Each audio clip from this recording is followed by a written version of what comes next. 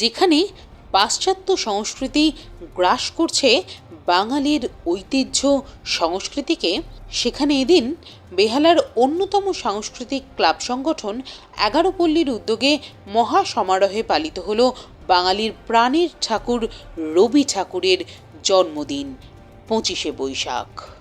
এদিন এই ক্লাবের উদ্যোগে এক মনোজ্ঞ সাংস্কৃতিক সন্ধ্যার আয়োজন করা হয়, যেখানে কবিগুরু রবীন্দ্রনাথ ঠাকুরের নাচ, গান, আবৃত্তির পাশাপাশি মঞ্চস্থ করা হয় রবি ঠাকুরের কালজয়ী নৃত্যনাট্য চিত্রাঙ্গদা। হারিয়ে যাওয়া বাঙালির সংস্কৃতিকে ফিরিয়ে আনার জন্যই এহেন অনুষ্ঠানের আয়োজন বলে জানান ক্লাব কর্তারা। এদিন এই অনুষ্ঠানে উপস্থিত ছিলেন স্থানীয় কাউন্সিলর সুশান্ত ঘোষ, ছিল ক্লাবের কার্যকর্তা থেকে শুরু করে অঞ্চলের সাধারণ মানুষও। এহেন আয়োজনে অত্যন্ত খুশি ও আনন্দিত উপস্থিত সকলেই।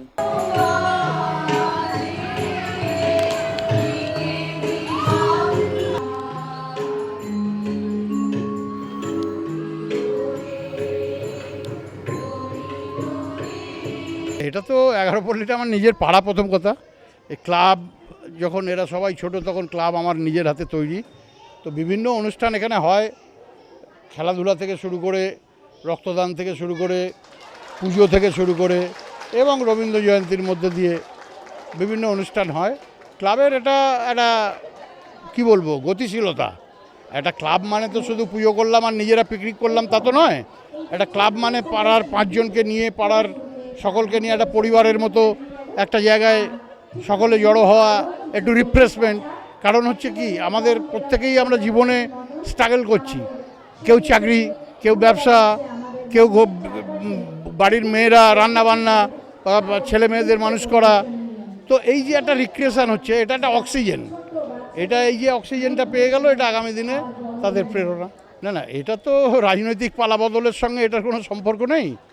তো রাজনৈতিক পালাবদল হয়েছে, তারপরে যেটুকু অ্যাকশান রিয়াকশান হচ্ছে সেটা তো সব জায়গাতেই আপনারা দেখতে পাচ্ছেন। কিন্তু ক্লাবের সঙ্গে রাজনীতিটা না জড়ানোই ভালো। এটা এখানে সব ধরনেরই যারা মতাবলম্বী আছে, কেউ সিপিএম করে, কেউ বিজেপি করে, আমি নিজে তৃণমূল করি, আমি এই ওয়ার্ডের কাউন্সিলর দীর্ঘদিন ধরে আছি, আপনারা জানেন। তো এটার সঙ্গে ওটার কোনো সম্পর্ক নেই, তো এটা চলবে।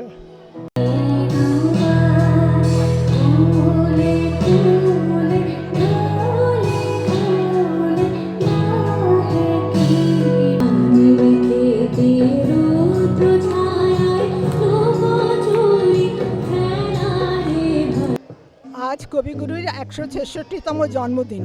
এই জন্মদিন উপলক্ষে আমরা বেহালার ১১ পল্লী একটা সাংস্কৃতিক সন্ধ্যার আয়োজন করেছি।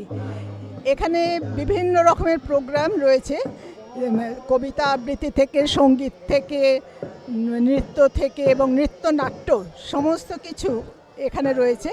আর আমি খুব গর্বিত যে এগুলো বেশিরভাগই আমাদের পাড়ার সবাই পার্টিসিপেট করেছে এবং আমাদের মধ্যে যে এত সুপ্ত প্রতিভা রয়েছে আমরা জানতাম না। আজকে সেগুলো, সেই প্রতিভার বিকাশ হচ্ছে দেখে আমার ভীষণ আনন্দ হচ্ছে। কারণ আমি এই ক্লাবের মানে একটা সবার কাকিমা, আমি সেই হিসেবে এরা আমাকে ভীষণ শ্রদ্ধা ভক্তি করে এবং আমি যে তাদের একটা সুন্দর সন্ধ্যা, মানে সবাইকে নিয়ে একটা সুন্দর সন্ধ্যা উপভোগ করার সুযোগ দিচ্ছি, এতে আমি খুব আনন্দিত এবং আপ্লুত। তবে হ্যাঁ, কিছু অসুবিধা রয়ে গেছে, একটু তাতে কিছু করার নেই।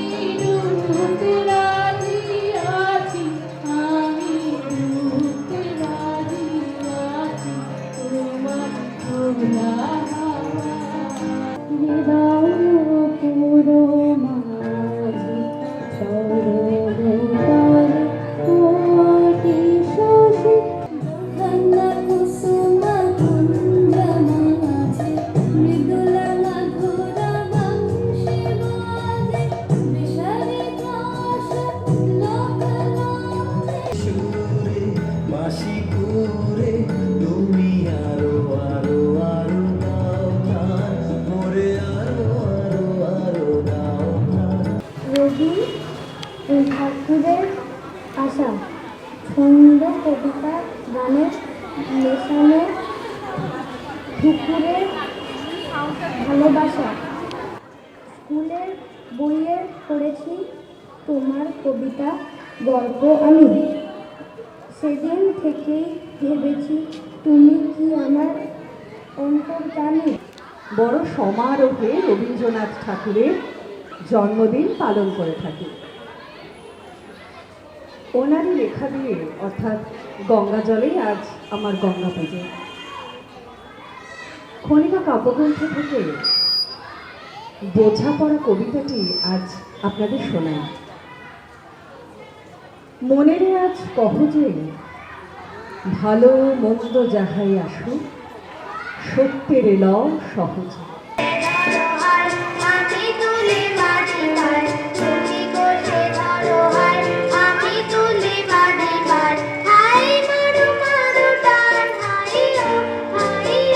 রবীন্দ্রনাথের 166তম জন্মোৎসব উপলক্ষে 11 পল্লীতে আমরা রবীন্দ্রনাথের জন্মদিন পালন করছি।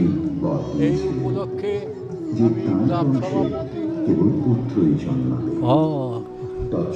ক্লাব সভাপতি অর্ধেন্দ্র মুখার্জি বলছি।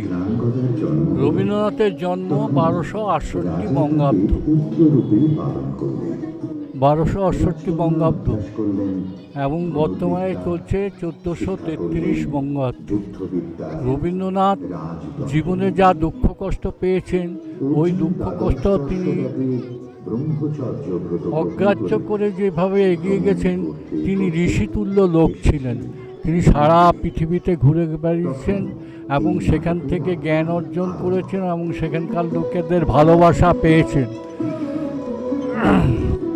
রবীন্দ্রনাথ রাজনৈতিক ব্যক্তিত্বের চেয়েও অনেক উঁচুতে ছিলেন। আমার জানা আছে 1919 সালে যে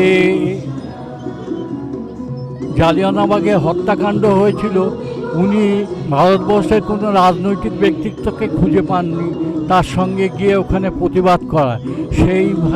সেই কারণে উনি নাইট উপাধি, ব্রিটিশের দেওয়া নাইট উপাধি ত্যাগ করেন।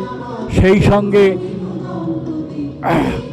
নেতাজি সুভাষের বাবা জানকীনাথ বসু ও রায়বাহাদুর উপাধি পেয়েছিলেন, সেইটাও ত্যাগ করেছিলেন। 1913 সালে উনি নোবেল প্রাইজ পান। তার আগে ইউরোপের বাইরে কোনোদিন নোবেল প্রাইজ কেউ পায়নি। এবং এশিয়াবাসীতে 1968 সালে জাপানের এক কবি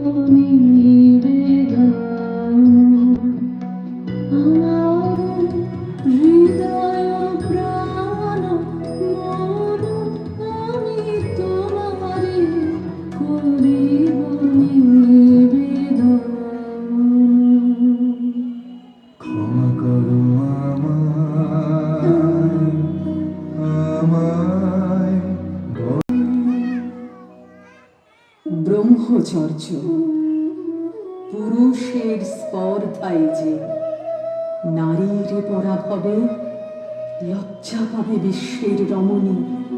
পঞ্চস্বর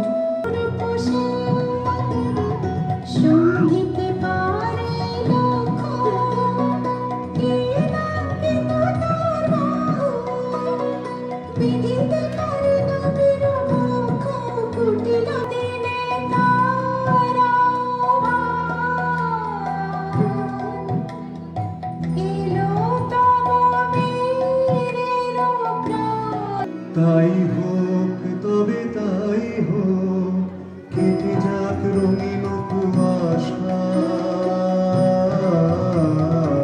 তাই হোক তবে তাই হোক, দেখা দিক শুভ্র চোখে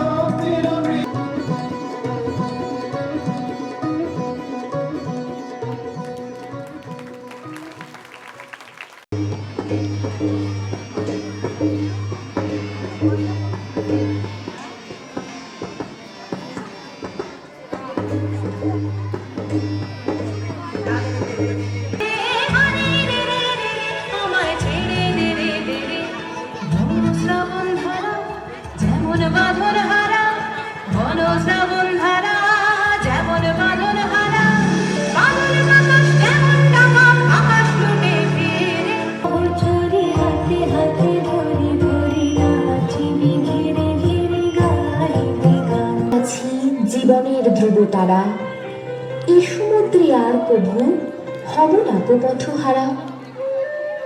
আমি জানি তুমি আছো ঠাকুর।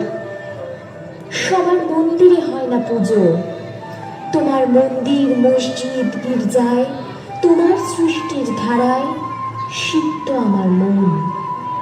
এই মন্দিরে তুমি থাকবে ঠাকুর অনন্তকাল। তুমি রবে নীরবে হৃদয়